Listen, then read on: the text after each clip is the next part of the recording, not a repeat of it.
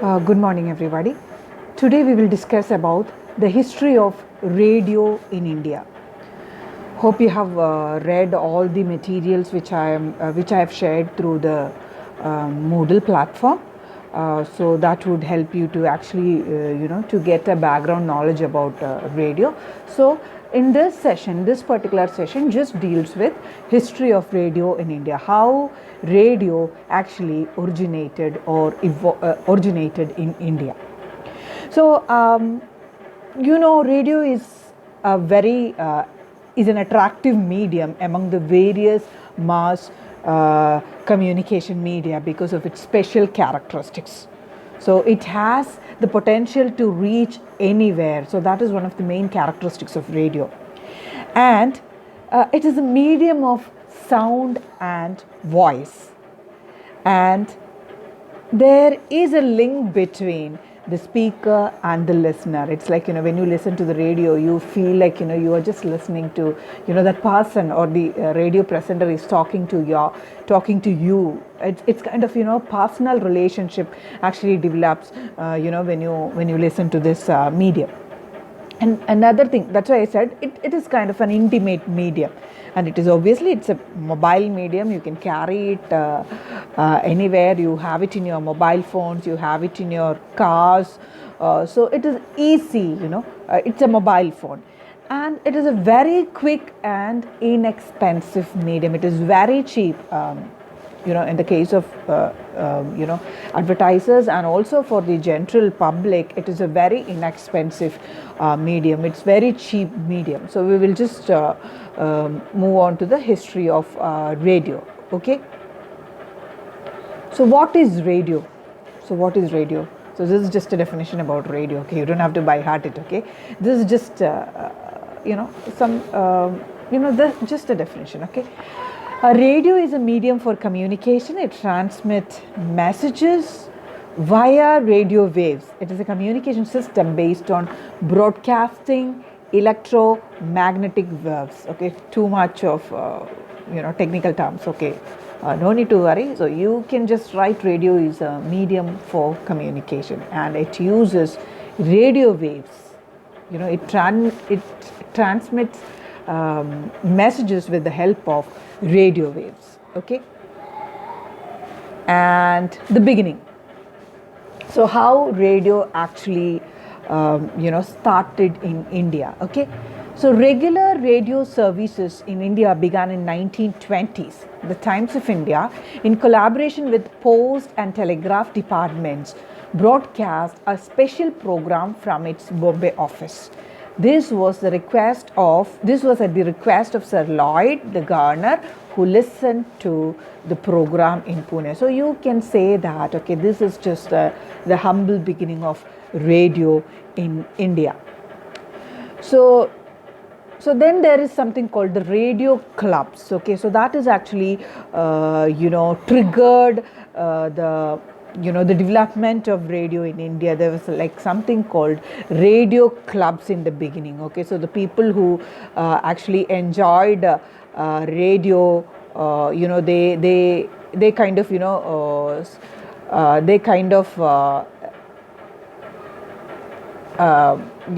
they spend time together, and so they developed something called a radio club. Okay. And radio clubs were formed in Calcutta and Madras in 1923 and 1924 respectively. And in 1926, Indian Broadcasting Company is a very important turning point in the history of radio. So that is Indian Broadcasting Company. So that is a private company given permission to set up 2 stations. Okay, so that was actually the beginning of radio. So first one, radio clubs, then something called Indian Broadcasting Company. And I told you they were given permission to set up 2 stations. And in July 23, 1927, Bombay station set up, and in 1927, August 26, Calcutta station followed. Only 3,000 3,000 licensed radio owners then. So just imagine now radio is everywhere, like 100%,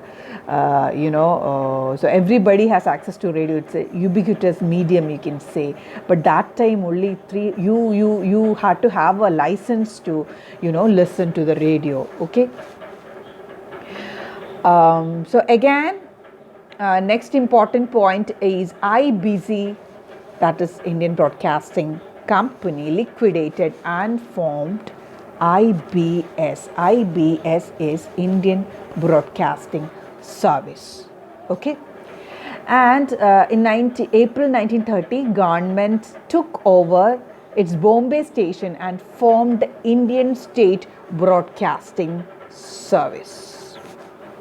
And 2 years later, government started broadcasting BBC in India. In 1932, to supplement the earning of the Indian State Broadcasting Service, the Indian Tariff Act was amended, leading to a sharp increase in the duty on the wireless receiving set. The possession of a radio set without a license was made an offense. So just imagine, if you want to have a radio in your house, you need to possess a license. Okay. And next, the famous programs were, Zulfikar Ali Bukhari talks on widow remarriage, untouchability, were the common topics of those days. And community radios were set up. Okay, I'll take another session on community radio, so you will understand what is a community radio. So, in a later session. Okay, and the number of licensed sets climbed to 1 lakh.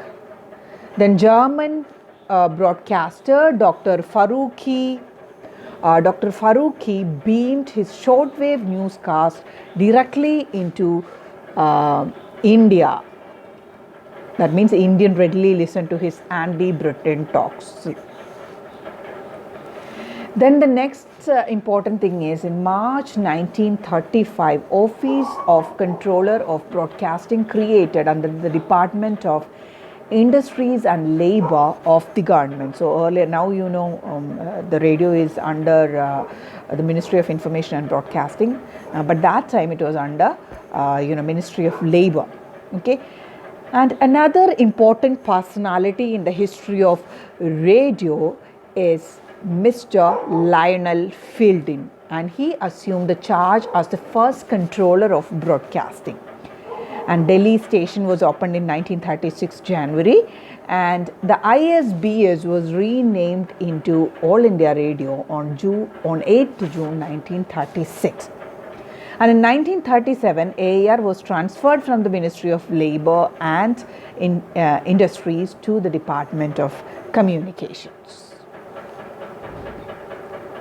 So, next important thing is Nobel laureate Rabindranath Tagore composed the following poem entitled Akashvani on the inauguration of the Calcutta shortwave transmission. Okay, you have been hearing this thing, right? Shortwave, medium wave, long wave and all from the beginning. Okay. So, you can generally say that at that time radio spectrum was divided into 3. Okay, that is like into 3: long wave, medium wave and short wave bands based on the wavelength of the radio waves. Okay, so radio bands used mainly for this broadcasting, AM broadcasting. So this is just a category, okay, category of radio spectrum. Okay, so you don't have to study the technical things behind this thing. This is just for your understanding, this long wave, medium wave and short wave and all. Okay. Then in September 1939, news bulletins were centralized in all languages at Delhi. So you can see that, like, you have something called a centralized, broadcasting. Okay. So that was in the year 1939. And another important thing is the external service of All India Radio started something called an external service, like and directed to Afghanistan, Iran and Arab countries. So basically, to counter the radio propaganda from Germany. And in 1939, the controller of broadcasting, Lionel Fielden, was succeeded by Professor A.S. Bokhari, who remained the head of All India Radio for 6 crucial years. Okay, in 1943, the designation controller of broadcasting was changed to Director General. Now we use the term Director General. Okay, so this is A.S. Bokhari. I couldn't find a photo of Lionel Fielden, even though he's pretty famous. Okay, next is you are actually developing, right? The radio is developing in India, so obviously they have added more shortwave transmitters installed at Delhi, Bombay, Calcutta and Madras. New stations with medium wave transmitters were opened at Lucknow and Tiruchirappalli. And in 1941, AIR was again transferred to the Department of Information and Broadcasting, and now it is under the Department of Information and Broadcasting, Ministry of Information and Broadcasting, which after independence in 1947 became a separate ministry by itself. So earlier it was under the Ministry of Labour, then it moved to Communication, now it is under Information and Technology, Information and Broadcasting. Okay. Next is BBC. Okay, I already told you that in the earlier stage BBC, All India Radio, they broadcast this BBC news and all. And this Fielden and Bokhari reorganized the BBC broadcast to suit Indian sensibility. Like, they kind of, reorganized the content of the BBC news to for the our audience. Okay, and in 1940, shows for Indian troops, that is another thing. Then in 1940 again, Bokhari began broadcasting a daily 10-minute Hindustani news commentary. Soon the programs started in vernacular languages, that is Gujarati, Marathi, Bengali, Pashto, Sindhi, Tamil, Telugu and Malayalam. Okay. When Japan joined in World War II in 1941, thus began AIR's Burmese, Chinese, Japanese, Thai, Malay and Indo-Chinese language broadcast. I told you they had already started external division, external services, that is like international broadcast. Okay, today AIR broadcasts in 16 foreign languages. Okay, so this is one of if you study international radio stations or radio services in the world, you can find AIR's name there along with the BBC radio. Okay, and in 1947, total number of radio sets at that time was about 2,75,000. So again, number of radio sets increased. Now the post partitions. Okay, after partition, what happened? At the time of independence, 9 AIR stations, also including Peshawar, Lahore and Dhaka. And Sardar Vallabhbhai Patel was the first Minister of Information and Broadcasting in independent India. AIR stations in Delhi, Madras, Bombay, Calcutta, Lucknow and Tiruchirappalli. So after the independence. Okay. And Bahujan Hidaya, Bahujan Sukhya, it is a motto of All India Radio. It means for the benefit of many and the happiness of many. And All India Radio emphasizes on disseminating information, education, music and drama. And in 1952, Vadya Vrinda or National Orchestra with Pandit Ravi Shankar as the first music conductor. So they started a program. Next important milestone in the history of history of radio in India is Vividh Bharati. Okay. So in the 50s, Minister for Information and Broadcasting, Dr. B.V. Keshkar, put a ban on broadcast of Hindi films, songs on AIR. So that time, Radio Ceylon, okay, the oldest radio station in Asia, became immensely popular. Why? Because they had this Hindi popular music. And Binaka Geetmala was a popular program at that time. It was a weekly radio countdown show of top filmy songs from Hindi cinema and listened to by millions of Hindi music lovers. That was broadcast on Radio Ceylon from 1950 to 1988. So then what happened? Then they shifted it to Vividh Bharati services of All India Radio Network. And Amin Sayani, Amin Sayani is a very popular radio announcer of that time. He achieved the fame and popularity all across South Asia when he presented his Binaka Geetmala. And actually this service was started in 1957, but they had to wait a long time to remove that ban. Okay. So these are some of the programs under this Vividh Bharati programming. Okay, Sangeet Sarida, Jaimala, Inse Miliye, Sargam Ke Sitare. Okay. So I told you when, then later, then Vividh Bharati is, you can say it's kind of, commercial service of All India Radio, and the emphasis was shifted to entertainment. Okay, so earlier, like, you can see it's most of news and, talks and, all serious stuff they used to broadcast. Then, now, when Vividh Bharati introduced the shift, okay, that entertainment factor actually, introduced in All India Radio. And Vividh Bharati extended to medium wave, which meant more listenership. So you can see that, I told you again, it's a categorization. Okay. 1956 AIR officially called Akashavani. So the name Akashavani. Okay. So now we call it Akashavani. Okay.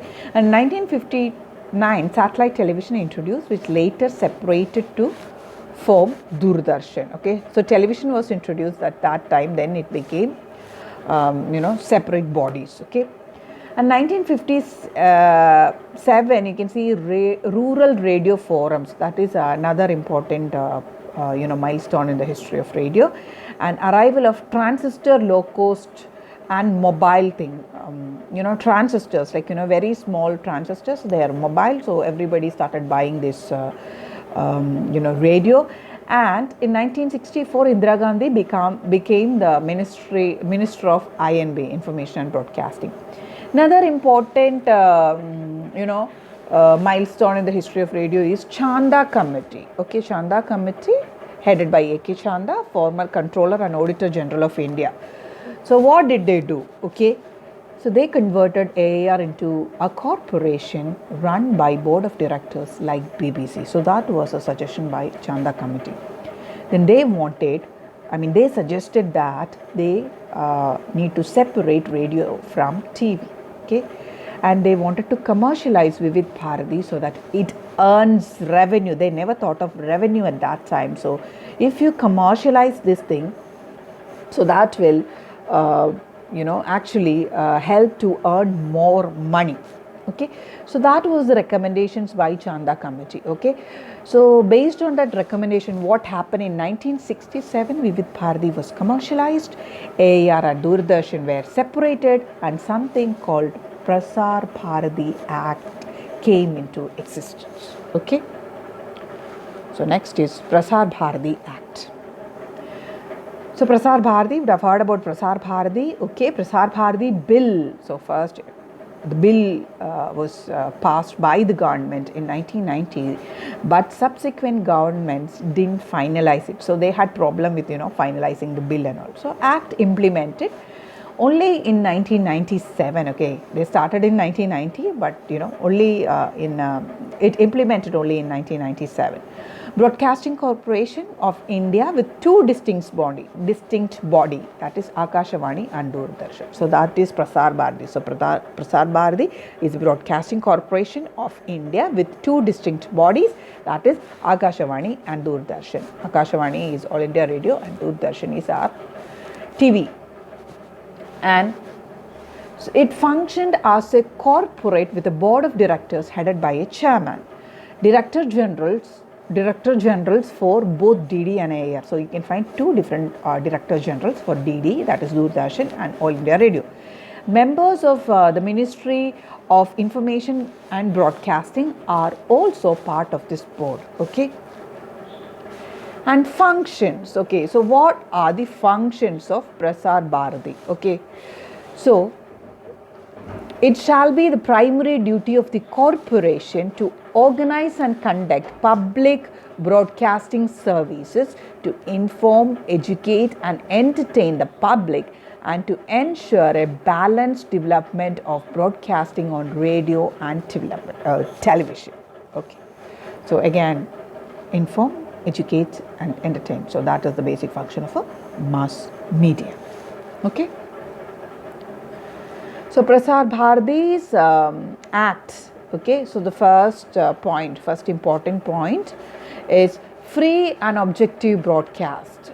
So I've underlined the points. Okay. So you just need to study only that. Free and objective broadcast of all matters of public interest, national or international, and presenting a fair and balanced flow of information. So these are the two important things. Okay, free and objective broadcast, and also a fair and balanced. Okay. Next is paying special attention to the field of education and spread of literacy, agriculture, rural development, environment, health, and family welfare, as well as science and technology. So you need to give special attention to all these things. Okay. Next is adequate coverage for cultures and languages. So adequate coverage for culture and languages that we do in our DD and AAR, and adequate coverage to sports and games. That again we do in our AAR programs and DD programs, and providing appropriate programs keeping in the view special need of the youth. So that is another important thing. So youth, so you have to take care of the youth. Then again, specific programs for women, tribals, children, handicapped, aged, vulnerable sections of the society. Then again, next is promoting social justice. So that is another thing, and welfare of the weaker section of the society. Okay, and the eighth one is facilitating the distribution of regional broadcasting service in every state in the languages of the state. So that they have, like you have a All India Radio, Agashawani, Kochi station, we have Thiruvananthapuram station, we have. So that is like basically regional broadcasting service. Next is the best utilization of the broadcast frequencies available and ensuring high quality reception. So you need to have a very high quality receptions. You have to use appropriate technology. Okay, and the last one is promoting research and development activities in order to ensure radio and television broadcast technology are constantly updated. Okay, so research and development activities, promoting research and development activities. So these are the 10 main points under the Prasar Bharati Act, and we are following that. I mean, AAR and All India Radio, they follow that. So they promote all the programs, promote all the above said things. Okay, hope you understood the points which I shared today. So I told you like history of radio. So this is also part of the history of radio. So you can start with the radio clubs, then you have IBC, then you have IBS, then ISBS, then Lionel Fielding, then you have All India Radio, Vividh Bharati, external service. So all these are the important points or important milestones in the history of radio in India. And also another important 2 points is, one is Chanda Committee, a committee appointed to study the situation of radio in India. So Chanda Committee, and they put forward